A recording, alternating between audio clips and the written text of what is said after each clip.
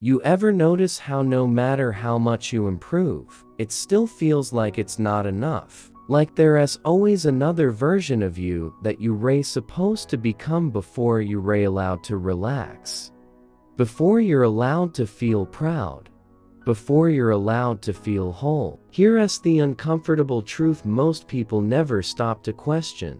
What if the reason you feel exhausted isn't because you're doing too little, but because you're trying too hard to be perfect? Right now, stay with me, because in the next few minutes, we're going to talk about something that quietly controls more lives than fear or failure ever could. And once you see it clearly, you may never look at yourself the same way again. Before we go any further, conversations like this help you think deeper and see yourself more honestly. Consider subscribing to Mind Shift Stories. These videos are about real internal shifts, not motivation that fades, but understanding that sticks. Now let's continue. Most people don't realize how early the chase for perfection begins. You're praised when you do things right, corrected when you don't. Slowly, without anyone meaning harm, you learn a dangerous lesson.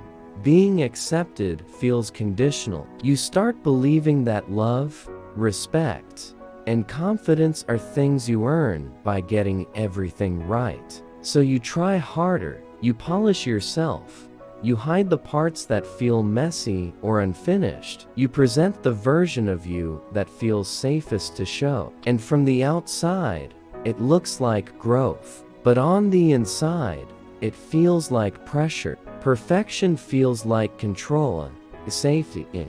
If you can just get everything right, nothing can hurt you. But that's an illusion, because perfection doesn't protect you, it traps you. There was a man who did everything the right way. He worked hard. He avoided mistakes. He planned every move. From the outside, people admired his discipline, but inside, he lived with constant tension. Every small flaw felt like a threat. Every mistake felt personal. He wasn't growing, he was performing. And here's what no one tells you. Perfection isn't a high standard. It's a moving target. The moment you reach it, it shifts. There's always something else to fix, something else to improve, something else to be ashamed of. Your brain is wired to notice gaps. That's not weakness, it's survival. But when that setting is always on, it turns self-improvement into self-rejection. You stop seeing progress. You only see what's missing. Over time, this creates a quiet exhaustion, not the kind that sleep fixes, the kind that comes from constantly editing yourself. And most people don't even realize this is what's draining them. Here's a reflection worth sitting with. When did growth stop feeling exciting and start feeling like pressure? The problem isn't that you want to be better. Wanting to grow is healthy. The problem is believing you're not allowed to value yourself until you arrive somewhere else. Stop for a second and look at your life honestly. You have flaws, real ones, patterns you don't like, habits you wish you'd outgrown by now. But you also have strengths you downplay, skills you've built quietly, resilience you rarely give yourself credit for. Perfection makes you blind to half of who you are.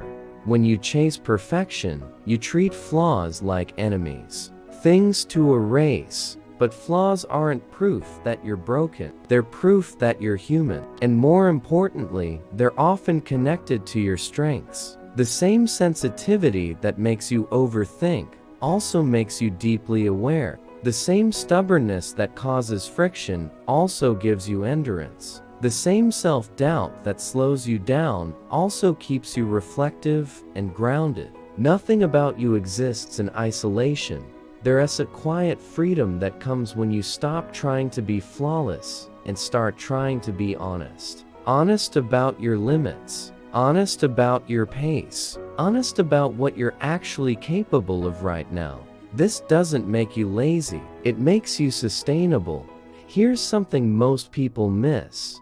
Confidence doesn't come from fixing everything about yourself. It comes from knowing yourself well enough to stop fighting reality. Think about the people you trust the most. They're not perfect. They're consistent. They're real. They're comfortable being seen as they are. Perfection creates distance. Authenticity builds connection. If you're always hiding your rough edges, you never feel truly known. And when you're never truly known, even success feels empty. Take a second right now. Notice one flaw you've been trying to erase. Just notice it, not to judge it, just to acknowledge it. What if instead of asking, "How do I get rid of this?" you asked, "What is this trying to protect me from?" That question alone can change how you see yourself. Most people spend their lives trying to deserve rest, trying to deserve confidence,